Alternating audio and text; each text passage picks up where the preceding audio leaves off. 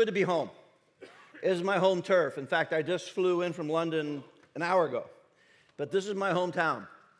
And I have been doing the BAM events around the world, and so it's really fantastic to be in the hub of innovation, to be at a place where people are very open to exploring new ideas and are accustomed to the risk that it takes to both launch and scale new companies. So I really want to push the boundaries on what a business as mission is, right? Where our horizon is, what we can succeed at doing. Because I think at the beginning of the BAM movement, it was more of a philosophy, and now we're moving more into a strategy. Now, I am not the most likely person to be necessarily doing social enterprise. I was a venture capitalist here in Silicon Valley. And one day I discovered that my favorite restaurant here in the Bay Area was the center of a human trafficking ring that brought over 500 young women, teenagers, from the area of Bangalore, India, into the Bay Area, first for working in the restaurant, and then taken out to fruit and vegetable fields, taken out to brothels in Northern California. Human slavery in our backyard. Not for Sale, my organization, we've done a report on slavery in the Bay Area. And we saw that there are very heavy incidents of human trafficking in the East Bay, here in the South Bay or Silicon Valley, and in San Francisco itself.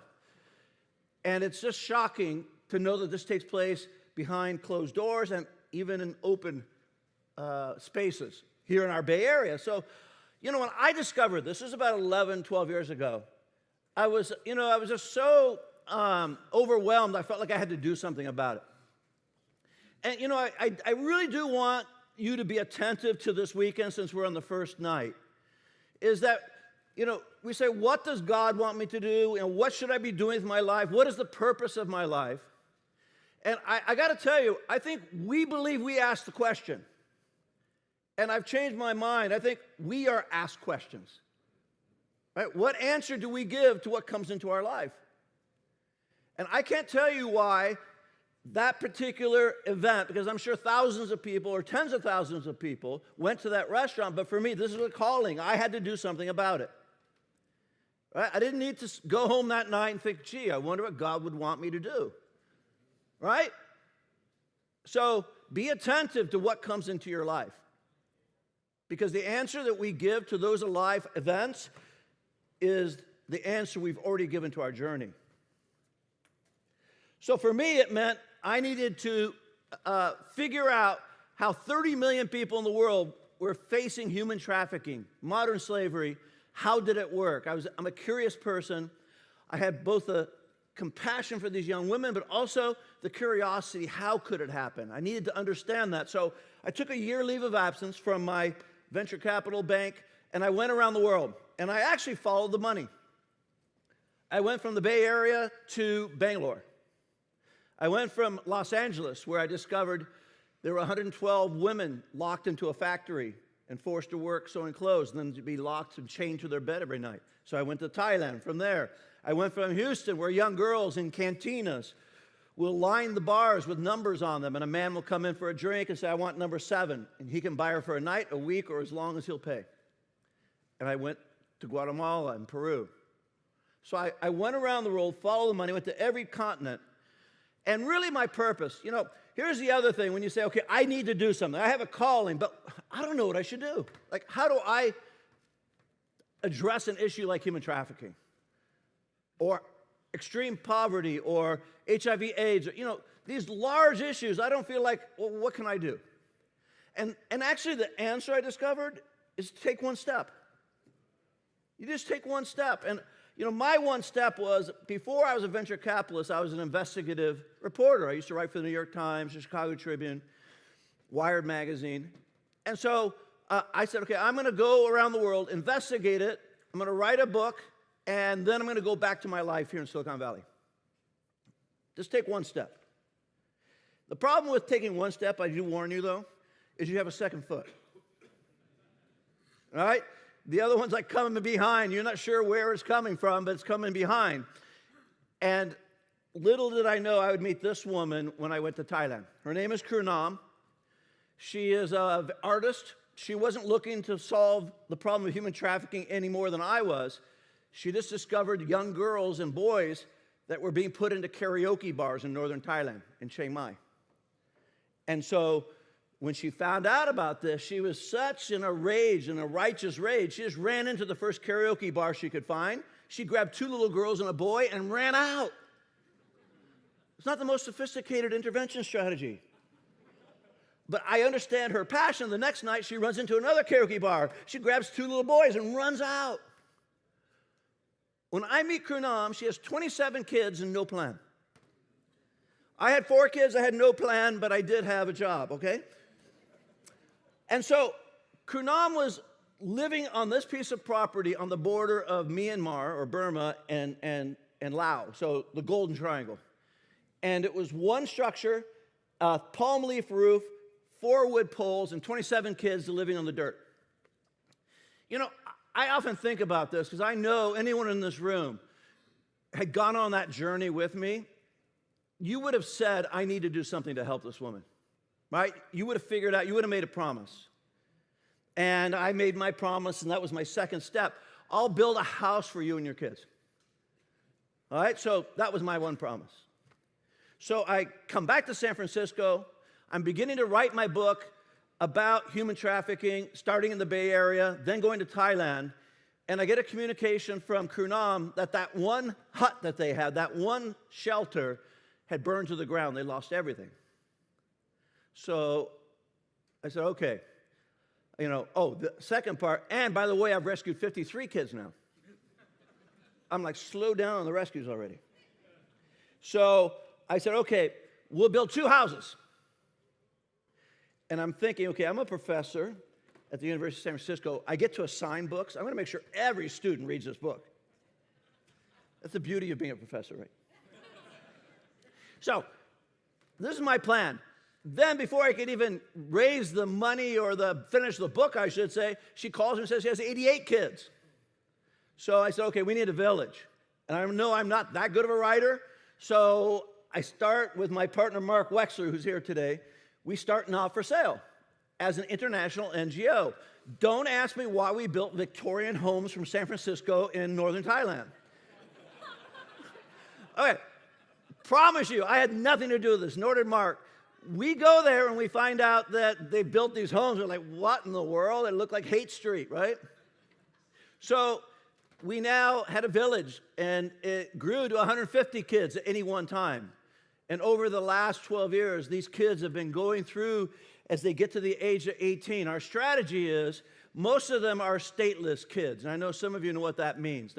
It's like undocumented kids. They're not from Thailand. They can't go to school. They can't go to clinics. So we really worked hard on getting them into schools. And so the strategy being, if you can graduate from a Thai university, you have a fair chance of becoming a Thai citizen. And you become less vulnerable. You become less exploitable. So these kids, they grow their own food. We got them into schools. It's just an extraordinary story in northern Thailand, and it's still going today. You know, Mark and I got so inspired by that. By starting Not for Sale, we said, okay, let's do this other places. So we went to Vietnam, and we went to Romania, Peru. We started shelters around the world. And you know, as inspiring as it is, and I really do feel proud, and I'm really happy that still today I can do the work of Not for Sale, I also need to confess to you that after about 4 years, I started having this gnawing feeling that I am at the end of a river pulling out bodies as they're drowning and they're flailing.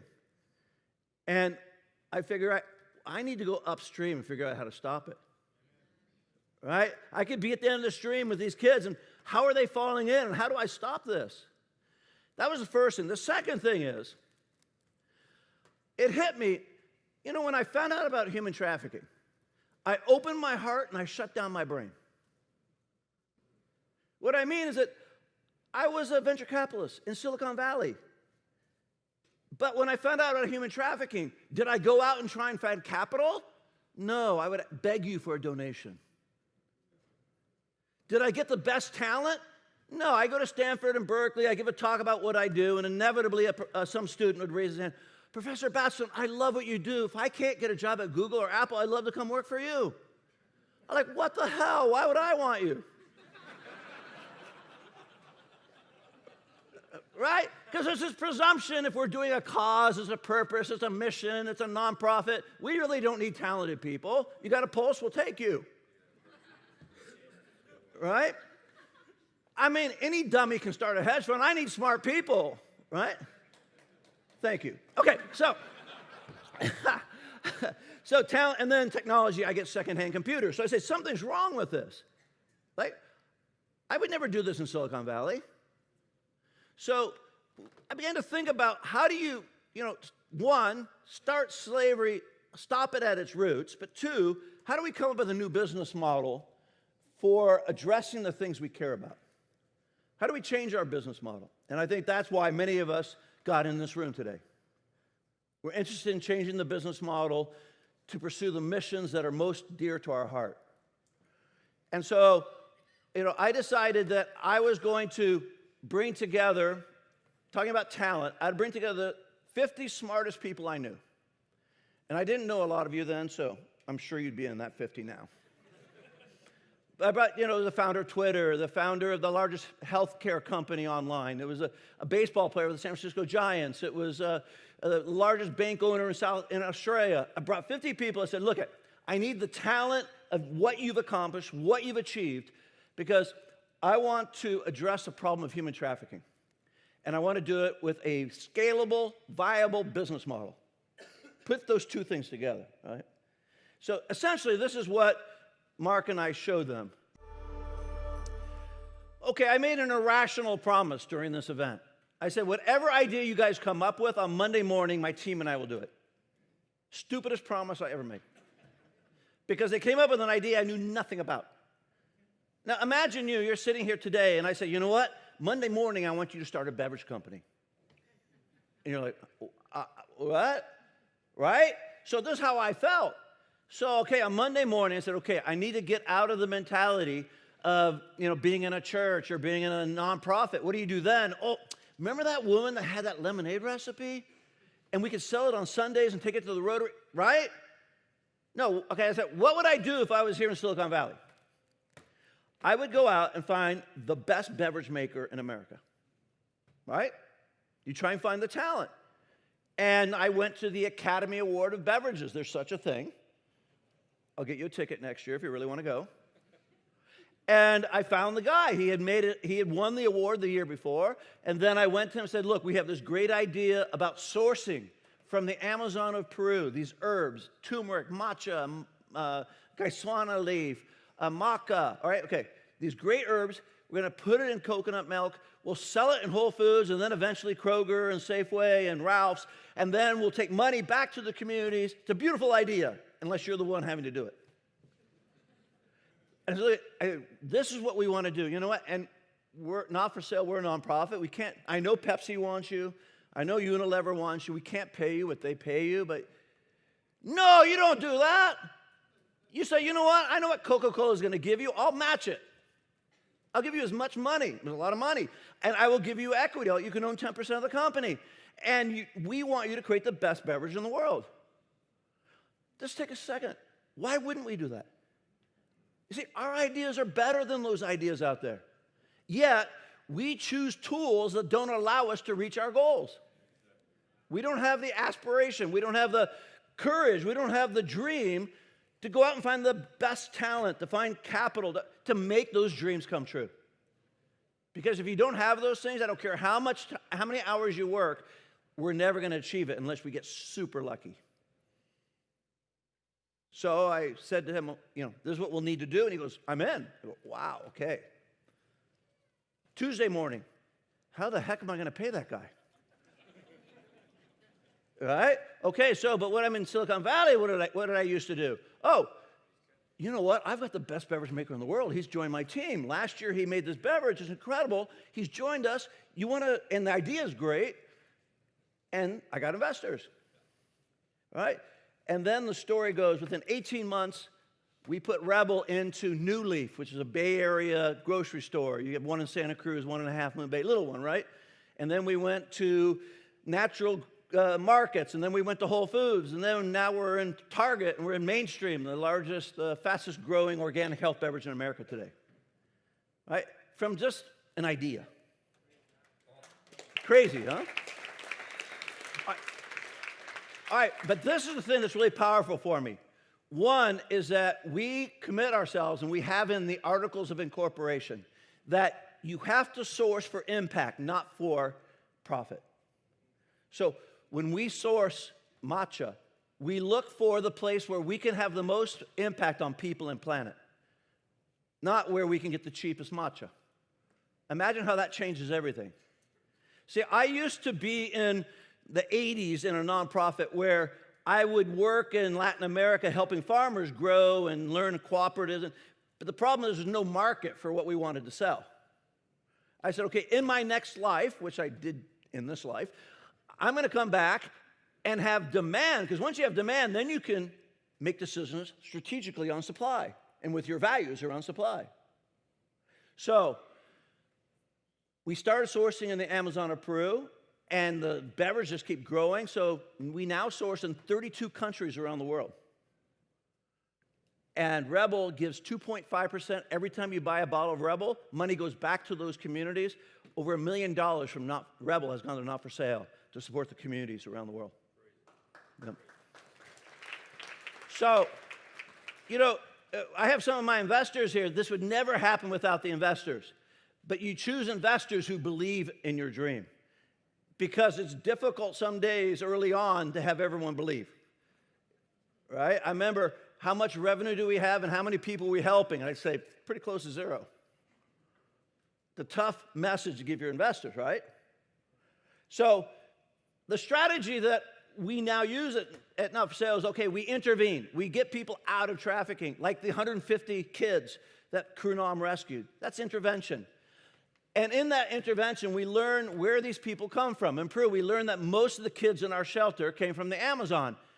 They're from native tribes. So how do we go upstream? How do we start looking at the assets in that community that would create long-term change?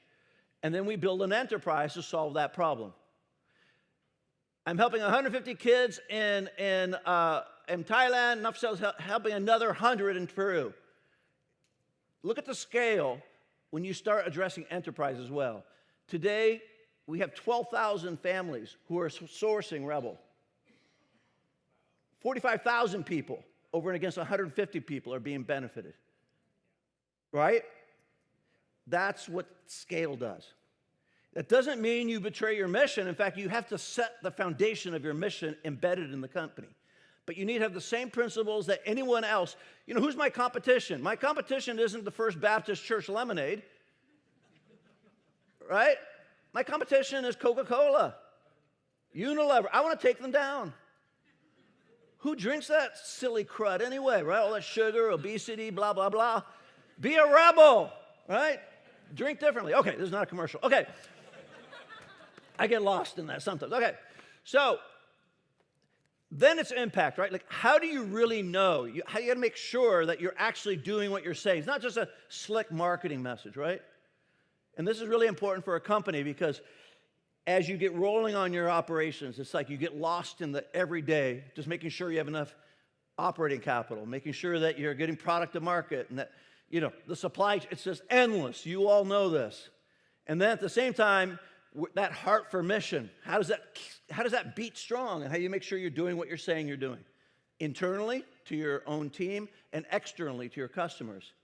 So I personally go to the Amazon at least 2 or 3 times a year to go down and visit those communities, to actually see, not just get a report, but to actually see what impact we're having. Right? It's so important.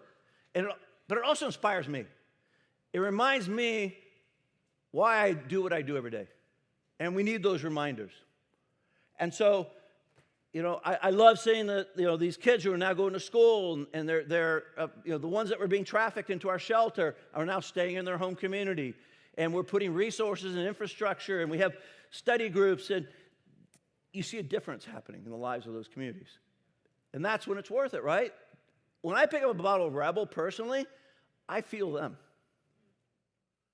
And then I need to communicate that message to our fans that they start to feel that. And then we really are a different product. We really are something different as a brand. We stand for something more. So when I went down recently, it was about 2 years ago, I was with my son, Zach. He's at a table here. You'll get to see him this weekend.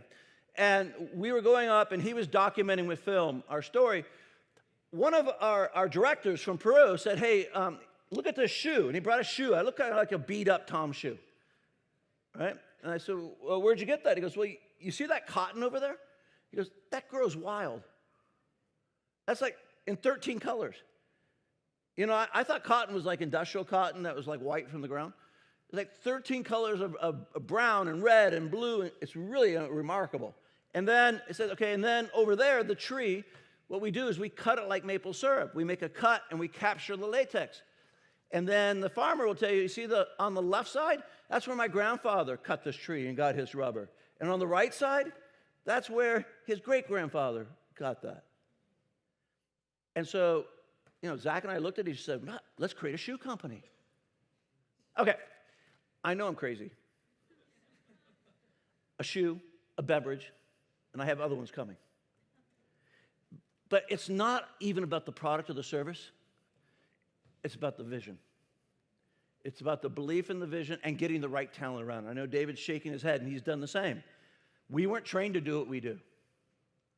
But you do it. Right? You do it, and you figure it out. And I don't try and become the best beverage maker in the world. That's not my gig. I try and be the best business operation person I can be and get the right talent. And, of course, then you got to look at the market. You have to look at everything. So, you know, for me, it's really important that, you know, I'm really, really impassioned about putting values in everything we do. Meaning this, I don't have to drink people's tragedy in the morning anymore. I don't need to wear their suffering. I don't have to trample their dreams with my designer shoes. I have choices, and this is what many of us in the room are doing. We're trying to create companies with values behind them. Create companies where you feel good. I know the family, I know the names of the family who produce the rubber on my shoes. I know where the cotton's grown. I know the families who are picking it. I have that relationship, and I know they're being paid fairly. I know they're living dignified. Their spiritual communities can take root. They're not being torn apart and exploited. I know that. And I can communicate that to my audience. And shouldn't that's what we should be doing, of people of faith, people of spirit, people of hope? Is not just simply sending a donation once a year, but actually embedding every day the values that we believe in. And we can do that. You know, in fact, what I'm going to give you an opportunity to do, my shoes are $120, my Z shoes. If you Venmo me at Z shoes before I walk off the stage, you can get them for $69. You just have to go at Z shoes, Venmo. All right, it's good until I walk off stage. And then throughout the weekend, you get it for $79 or $119, $120 shoes. All right, now I got that out of the way. Now you start thinking about, by the way, we have to be selling all the time. Seriously, right? You know the sale you don't ask is the one you don't get. And what shoes do you have on? See, I'm going to be really, most of my closet is filled with shoes that are going to be in a toxic dump in 3 generations. My Z shoes are returning to the earth. They're so vegan you could eat them. Right? That's a better idea. That's a better idea. And what we need to do as entrepreneurs, people of mission, is to come up with better ideas. It's a better idea to have a shoe that is giving dignity to the people who actually source the materials and returns to the earth in a way that gives dignity to the earth. That's a much better idea than a Nike. Why do so many of us buy Nike? What has Nike done for us? They've given us toxic dumps and exploited kids in the factories. What have they given us? But I love my Nikes. Why? Changing brand loyalty is very difficult, right? Starting a company, Z Shoes, we're moving along, but it's so like a steep hill because people have an incredible loyalty for some reason to the brands that have nothing to do with them. But I love my Adidas. I'm not going to beat up on Nike. Adidas is just as bad. I want to have a shoe that I stand on my values. All right? Just saying. All right, so then you start thinking about this. How do you start to embed this in other areas of the kind of projects that you do? Our other companies, that's going to tell you a couple of others, just to show the range of companies we're trying to work with and the challenges of that. One is you've had a Square bar in front of you from Square Organics. We started first as a protein bar. And then as we've grown, we said, wow, that's a really tough market. You walk into a Whole Foods or, a Safeway, and you just see this like wall of protein bars, right? Or energy bars, or like Cliff, Kind, RX bar. It's a really crowded market. So we've created our niche. We have about a 2% market penetration of that protein natural bar, but we know we need to shift away. We need to have another kind of product line and not simply bars. So we're going to open up the aperture. We're going to open up our products, start experimenting with what are functional foods when you don't have time to cook that make you healthier, right? Give you better choices around when a mom is putting in her lunchbox for her kids, or father's making the lunch, putting stuff in the lunch. What are better alternatives? And it's not just protein bars. There's other things, or things when I can't make lunch. Maybe I have a superfood protein shake, right? So those are things that we're experimenting with. I got to tell you, creating that kind of impact has been really, really difficult with this company because the margins are so low. The margins are so low, so sourcing ingredients that we know have a better story and have a better impact when none of our competitors are, and your margins are razor thin. It's really tough. Coming up with products that actually tell a better story really requires ingenuity. So if I told you this is really simple, Chris Wexler, who's the CEO here, is here this weekend. I hope you get a chance to talk with him. He has been a magician. He has been a miracle worker dealing with very difficult market competition. So even in a very difficult market competition, if you don't stand true to your values, if you don't stand true to the excellence of your operations, then you'll fail. It's so critical, it's so important to get there. So my dream is that we can have business as mission across every sector. We can have it in beverage, we can have it in food, we can have it in shoes, and indeed we can have it in technology. All right? So our latest company that we came up with out of Not For Sale, and our investment company is called Just Business. Our latest company is a tech company, and it's born here in California. And essentially, what we looked at is trends, future trends. And so what I really want you to think about and come away from this weekend is, as you think of a business idea, where is the market going to be in 5 years? Right? Where's the market headed? And how do I start creating a niche service that begins to address those needs, right? Instead of saying, wow, Facebook was really big 10 years ago, I'm going to create a Facebook for chiropractors. I hate to tell you, but most chiropractors are already on Facebook, right? So instead of looking back at what has worked, how do you look forward and see a trend as it's developing, right? This is why, if I go back at Rebel was a completely different beverage where it was using super herbs, and it was about organic beverage at a time when Coca-Cola and Pepsi and other beverages are going down. People are looking for better alternatives. In fact, if I were to ask you in this room, how many of you are eating healthier today than you were 3 years ago? Almost everyone would raise their hand. Raise your hand if you think you're eating healthier today than you did 3 years ago. Now look around the room. As an investor, as an entrepreneur, I got to think, what does that mean? Right? What does that mean in terms of market? And Square is going to be on the front edge of that, being just one step ahead. You don't want to be too far ahead of addressing that demand for better food. I think the same with apparel. I don't want to wear toxic materials. I want to know the story, particularly for millennials and Zs. They care about what they wear and the story behind it. So again, how do you start companies? This one was an interesting one. It's called Relocity. And essentially, it looks at the fact that we're living in a world of mobility. We live in a world of mobility, and so some people are in mobility are in refugees. Some people are in mobility or human trafficking people. They don't get a lot of services. And really for Mark and I was like, well, how do we come up with a way to address this area of mobility, get funding for it, make it scalable. And, it really, it hit us. We met a guy named Klaus, who's going to be here this weekend, Klaus Siegmann, who went to companies in Silicon Valley and in Los Angeles, Silicon Beach, and said, you are dealing with mobility every day. You're hiring the best talent you can find. So take Apple. They're hiring people from all over the world. And what happens when someone from London or someone from Shanghai comes to the Bay Area? They have, a difficult transition. They need to find a dentist. They need to find a place to live. They need to find a bank. They need to find... And so what Relocity does is that we are an Uber company for relocation. We take care of those needs.